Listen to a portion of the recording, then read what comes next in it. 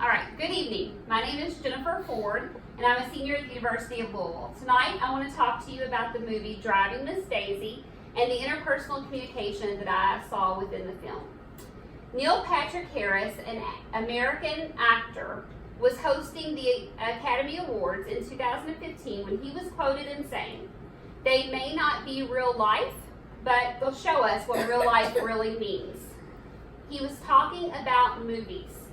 Movies can teach, inspire, and benefit us in many different ways.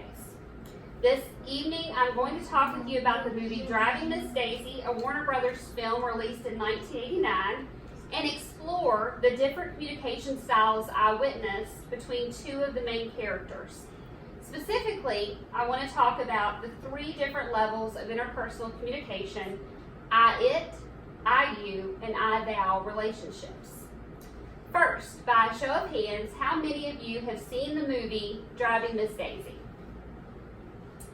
Driving Miss Daisy is an American film, and the time period is set between 1948 and 1973. The plot centers around the relationship between an elderly Jewish, wealthy woman and an African American man who is hired to be her chauffeur. Now, with the plot and time period discussed, let's look at two of the main characters.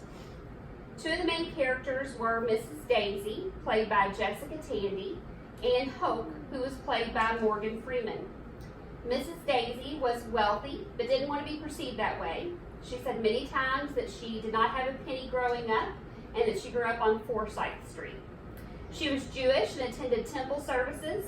She was a former school teacher, and she was very stubborn. I formed a perception of Mrs. Daisy watching the film. As author Julia Wood tells us in the book, Interpersonal Communications, Everyday Encounters, our perceptions are always partial and subjective. I perceived Mrs. Daisy as a bit racist. However, she claimed to be progressive and even attended a dinner with the guest speaker as Martin Luther King. So it is possible my perceptions were wrong. That's why author Wood cautions us to practice perception, as it is a useful skill that can be both developed and practiced. Hope, who was the chauffeur for Mrs. Daisy in the film, was kind and gentle. He was an African American man who was hired by Mrs. Daisy's son, Booley, to chauffeur Mrs. Daisy after she had gotten into an accident. He appeared very patient and was a mindful listener. Mindful listening is not a technique but a choice. Mindful listening is when you're fully present, and per author Wood, it is essential for effective communication. Now we've covered the plot, the time frame, and the characters of the movie. Let's review the communication styles. Communication in the movie was very interesting. Given the time period, you'll observe both social truths and watch as social developments progress over time. Initially, Mrs. Daisy snubbed the idea of a chauffeur and Hope himself. She treated him with an I-it relationship.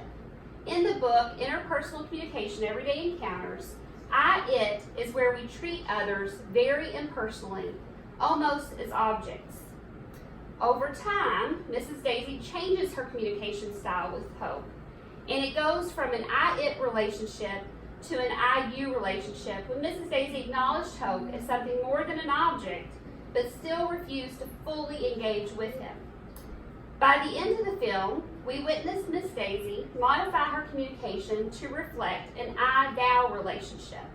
Mrs. Daisy affirms Hope is cherished and unique, and even calls him her best friend. While we sometimes find ourselves entrenched in movies to escape reality, we are actually learning. In conclusion, this afternoon I spoke about the movie Driving Miss Daisy and explained the three different levels of interpersonal communication that I witnessed in the movie: I-it, I-you, and I-thou relationships of communication. This movie, while not real life, holds valuable lessons for all of us. Now you've listened to some of the things I learned from one of my favorite films. What's one of your favorite films, and what is something that you learned from it? Thank you.